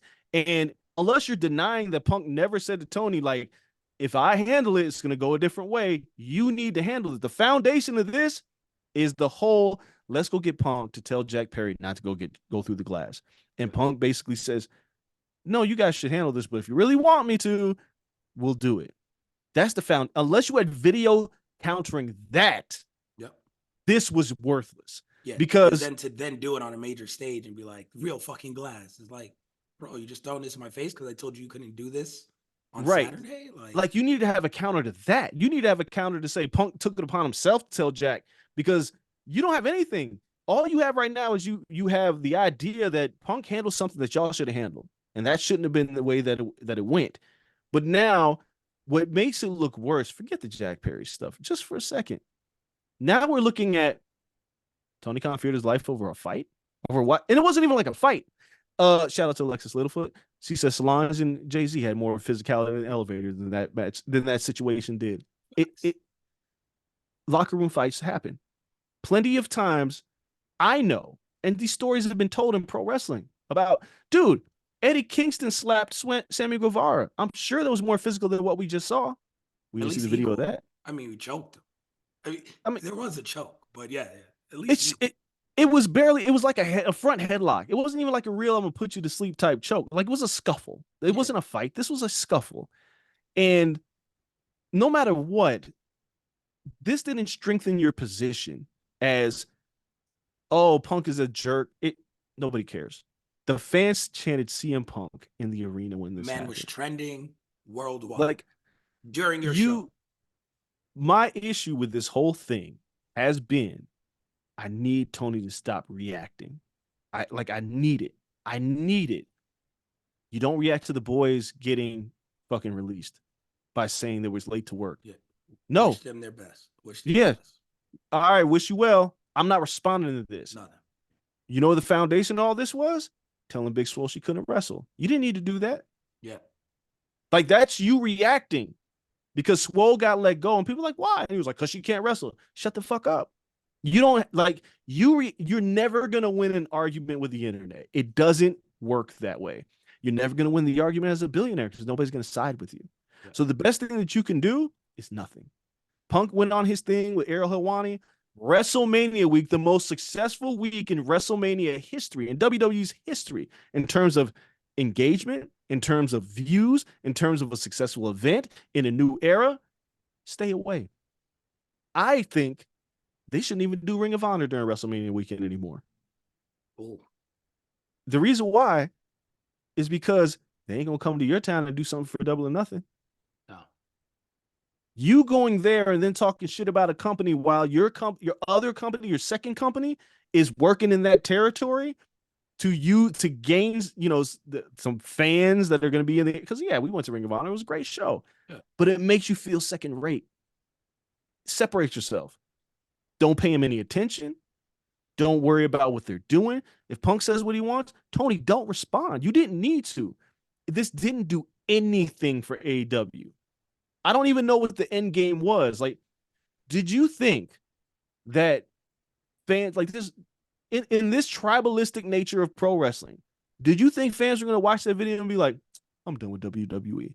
No, everybody already picked their side. Yep. They've been picked their side. People that hated Punk in AEW love him in WWE. That's just the way they're going to be. You're not going to change their mind.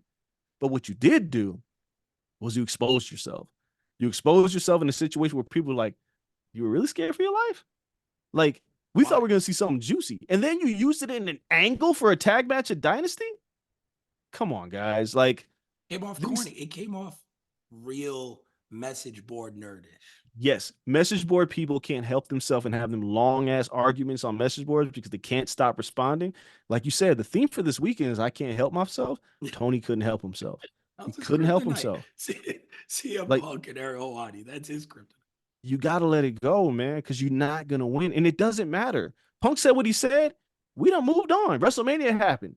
We moved on. No, yes, of course, there are going to be people that say, well, AEW is a shit show. But they were already saying that before Punk. And he didn't say it on WWE television. No, he said it in an interview. Yeah. You went on. Question he was asked. You took your TV time out of the way. You forced it into an angle with 4 other talents and a commentary team that looked utterly embarrassed. Shivani did not look great. This. No, like he's just like, are you fucking kidding? It looked like CM Punk when he was like, he's like, what? I'm tired and I work around a bunch of fucking children. Yeah, like, that's what it felt like. Shivani looked like, are you fucking kidding me that we're going to do this to a guy who's not in our promotion? Like I saw people that didn't like what Ospreay said. I didn't mind that. And the reason why is Ospreay's right. Like, run from the ground. Bitch, have you seen me work for the past several years? Yeah. There's not a grind that I miss. And that was funny. That was a funny jab. Like, oh, you grinded on like the boss's daughter. Like, it was that's playful. It was a little whack because it came right after this. If anything, they whacked Ospreay out. That was the problem, right? Like, if Ospreay just delivered that promo or went to his whole thing with Danielson, totally fine, because Hunter took a shot at him. Like, and it looks, when Hunter said it, I was like, that was dumb. Like, I felt like that was like underhanded. You didn't need to take a shot at Ospreay. If you want to run from the ground, what are you talking about? Ospreay's the best wrestler on the planet, bar none. Well, he was asked a question and you'd be like, fuck it. If you don't want to do this every day and you want a lighter schedule, then I don't want you anyway. And that's a real ass response. It's just corny for Hunter to even do that. I just thought it was, and it elicited a much bigger platform. So it got a lot of waves. He said it, and it was just like, but you're saying this about the best wrestler in the world. But like, whatever. Like, if Ospreay came back tomorrow and said, I'll work for you guys, you're gonna take him. You're not gonna deny that, man. I mean, he did the same with Cody, right? Like, you'll let the guy back in and you'll push him. But it's the key of putting your talent over, because when that is the case, it's like, yo, you got spurned by the biggest wrestler in the world or the best wrestler in the world. And it's like, yeah, but he didn't want to do what we wanted to do. We weren't just going to acquiesce to him, and we're not going to acquiesce to anyone. And I think he really that's what the statement is, right? Like, yo, if you don't want to put in the grind, if you don't want to do house shows, If you don't want to work our schedule, then we don't want you. Yeah, I think it's FYI, bullshit though. My, the my next my whole person, point, I just think it's bullshit. Like Hunter yeah, saying that it's is just a bullshit. good way to put it. Of course, but Yeah, you got to say that shit. It's like, well, that was the shit with like Brett Favre. It was like Brett Favre doesn't want to do training camp anymore. And he started missing training camp. Like they yeah, didn't, and people were like, fuck that. That wouldn't happen on my team. And oh, I can't believe they're letting him do that and sit out and not practice. And then until Brett you get Favre Brett Favre. became a free Yeah, agent, and everyone's, well, play. Come on, come on. It happens. Aaron Rodgers, and all the shit that comes to Aaron Rodgers. Yeah, Well, Tom Brady was like, he got a fucking his own masseuse, and he's eating avocados, and he has his own office, and this guy might be a fucking kook. That'll never happen here. You went, everybody, yo, we'll build this motherfucker a house in our yeah, complex. They didn't care. Everybody's drinking avocado milkshakes because until that guy's, but you got to say it until then to make everybody in house feel better. yeah. You lose out on a big free agent. Like LeBron leaves Cleveland and everybody's burning his jersey, and the motherfucker Yeah, comes it's like back, right? whatever. But my point is the Osprey thing was fine. Like that I have any problem with it. But coming off the heels of this, it just felt like you're dedicating your TV time attacking a company that just blew it out of the water this week. It's not like you're attacking them at a low point when Vince was in the news, like being very rapey, and you had a bad show. They just fucking smoked it. Makes you feel Leave it threatened. alone. Makes it seem like you're threatened.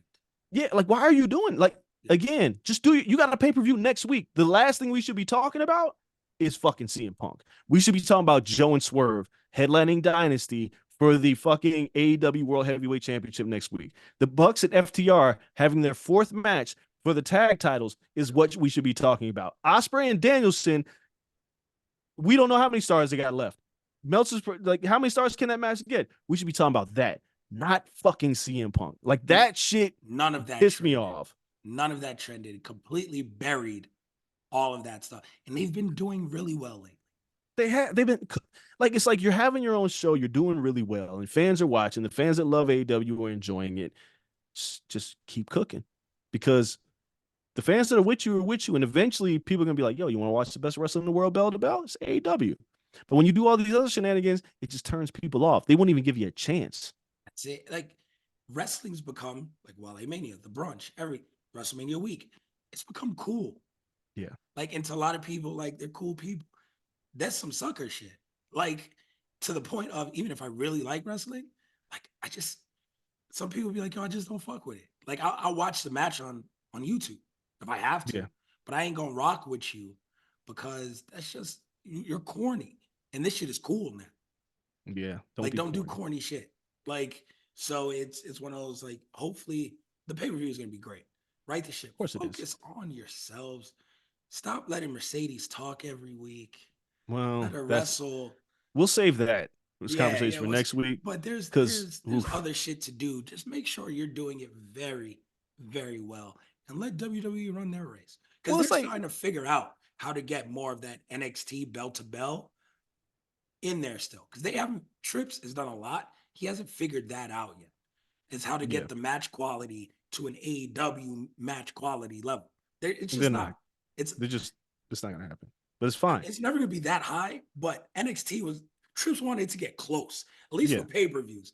They're never going to match Dynamite and Rampage giving random fucking 6-star bangers. But at a pay-per-view, Trips loved that shit. It was like, yo, we're going to get a 5-star match or 4.5. He loved that. He hasn't recaptured that yet. He hasn't figured out how to do that. Cool. So you guys do that exponentially better. Focus on that. Highlight that. do what you do best. Like if I divorce my wife and I get a new wife and I stay busy talking about my ex-wife, my wife is gonna be like, "Yeah, what the fuck is wrong with you? Focus on what's in front of you. This is our relationship now." AEW has a bunch of talent that needs attention. Don't give CM Punk that attention. Just move on. At all. So put a guy over from a different company. All in all, one hell of a wrestling week. Glad to have you back. It's a big week for you. UFC 300, big week for me. We got a presser to go to here Yeah. in a second. Yep. So no, everyone, we appreciate you. We keep it short and sweet. And appreciate you as always. If you're on a Patreon already, you guys are incredible. If you're not, what the hell are you waiting for? It is dope. Original content on there all the time. All of these videos on there all the time. Make sure you guys check us out over on that platform. Follow us wherever you guys follow podcast as well. For myself, for the old man Andreas Hill. Till next time, we're out. Peace.